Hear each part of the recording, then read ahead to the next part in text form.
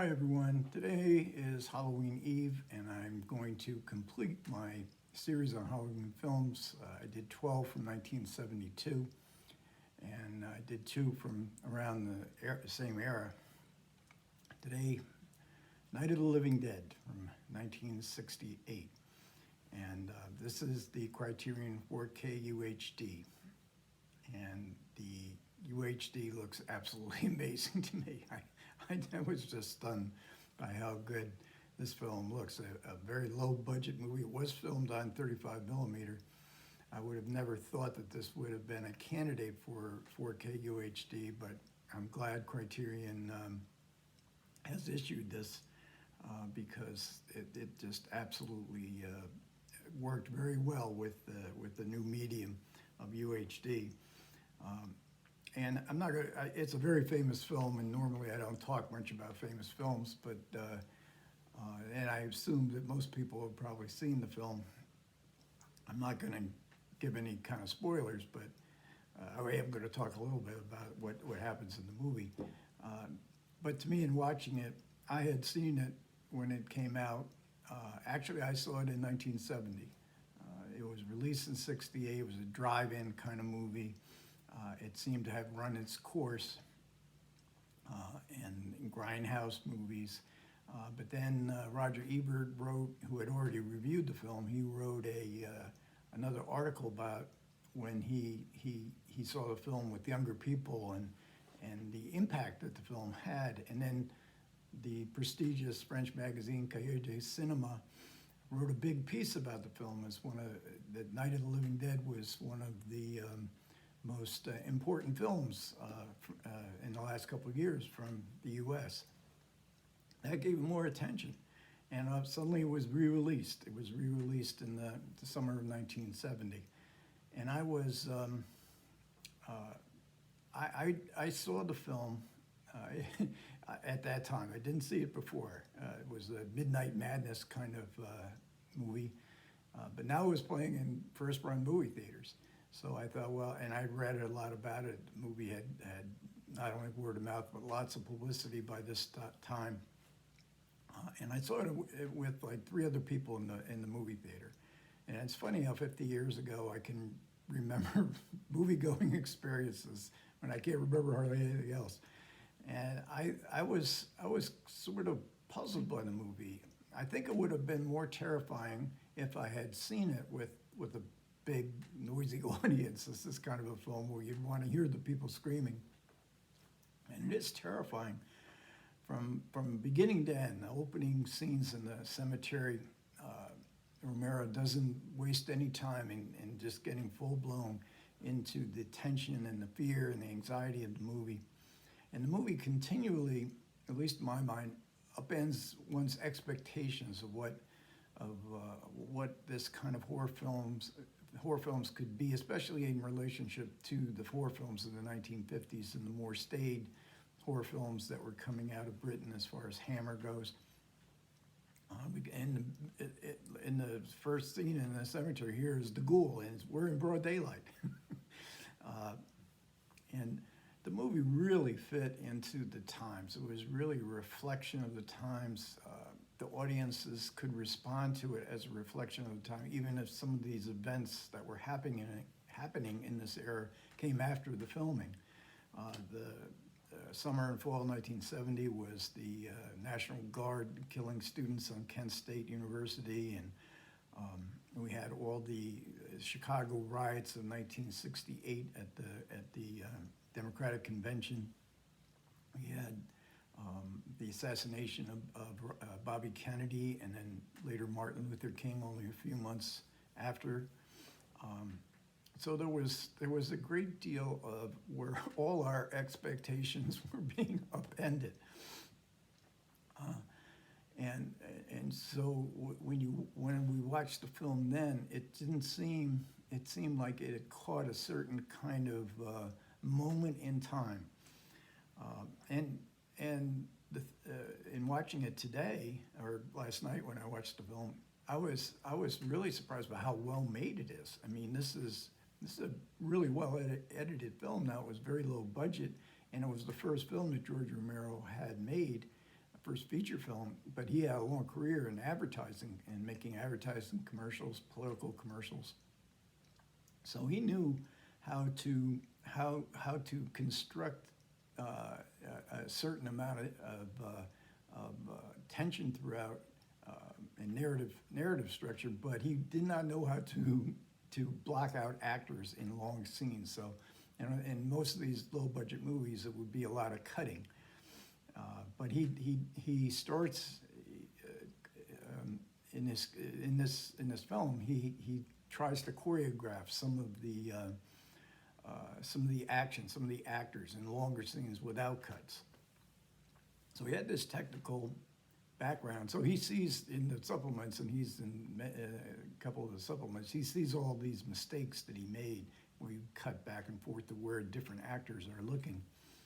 And he also said something interesting. There's an interview with him at the Toronto Film Festival, and which he talks about the film, and he has a great sense of humor about it, and great pride, and he expresses a little bit of bafflement on why this film was such a huge success. And he said the look of the film, he sort of modeled it on the Orson Welles Shakespeare films that were filmed in black and white, Macbeth and Othello, in the early 1950s. And it really does. I think he's spot on with that. The lighting is really good for a low-budget film. And Orson Welles made those Shakespearean films on very low budgets as well. The other thing that I noticed, and I remembered my reaction to, was there's a lack of release for the audience in this film. We don't have what we would normally expect to find in the progression of the narrative, and it is relying very much on a situation that similar to Alfred Hitchcock's The Birds, and we have a catatonic woman who has been traumatized by her encounters with the ghouls, now called zombies. George Romero said, I didn't even know what zombies were, I just called them ghouls. Also Assault on Precinct 13 from John Carpenter. And we also get a black lead here, Dwayne Jones, who was a professional actor. A lot of the actors in here weren't really professional actors. He was. And that was unusual. I think the first black actor to play in a horror film, but it was written not for a black actor. It was just a part written, and Romero says we thought we would use a Caucasian. We didn't think about it. But he was the best actor that they knew. And so the movie has gained some racial meaning to it that really wasn't originally intended, and it's really interesting how text can look differently, especially after the Martin Luther King assassination. So in this farmhouse where this group of characters are trying to defend themselves by boarding up windows, so again, very much like The Birds, you develop a family because there's other people involved. There's a cellar with a family, a dysfunctional family, are hiding out, and they don't tell the people upstairs what's been going on, that they're actually down there. And that is sort of emblematic too of what it seemed like the American family, with a capital F, was disintegrating. It was falling apart. And also I have to mention the music, because the music is so familiar sounding, and yet Romero uses these music cues so well. And he didn't have the money to get a score written for the film, so he uses musical cues from a library where he didn't have to have an orchestra. He would just take the cues from them, and they were meant for the 50s, early 60s. It was music, old-fashioned music by 1968 to use in a horror film or any film. And but he uses it. It really fits because it gives you that connection back to the 1950s. In fact, this music was used in the Superman series, the George Reeves Superman series. So in the supplements, and there's tons of supplements here. I mean, Criterion. Some are older. There's one new one, and they have and then there's commentaries and ones with George Romero and some of the other cast members and crew, because some of the crew were actually cast members. And then there's the second one. I only listened to the one with Romero. And one of the stories that's told in there, that a few years after the filming of Night of the Living Dead, at the cemetery, the opening cemetery sequences, which is so well done and just immediately gets you into the movie, there was a tornado went through, uprooted all the trees. There's a car accident into a tree. It was actually a crew member's mother's car. And 200 bodies had to be reinterred because of the damage, which I thought was just a mind-blowing, if it's true or not. But the gentleman who told the story said, no, that actually happened. There were 200 dead people that were disinterred by this tornado in the cemetery where Night of the Living Dead was filmed. So great packaging, great artwork. There's 2 Blu-rays and a 4K UHD. The commentaries are on the UHD, and the commentaries are on one of the Blu-rays with the movie, and then there's also a disc that has all the other features. And believe me, I went through them all. They're outside of the one commentary. I went through them all, and they're really good. And then we get a kind of fold-out essay, and this is by Steve Clowens, and this is really good. I mean, it is really good. And at the end of his essay, he quotes a passage from W.B. Yeats' The Second Coming.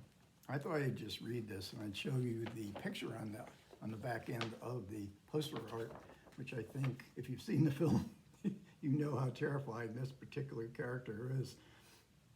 So the quote goes, "The best lack all conviction, while the worst are full of passionate intensity. Near anarchy is loosed upon the world. The blood-dimmed tide is loosed, and everywhere the ceremony of innocence is drowned." Happy Halloween.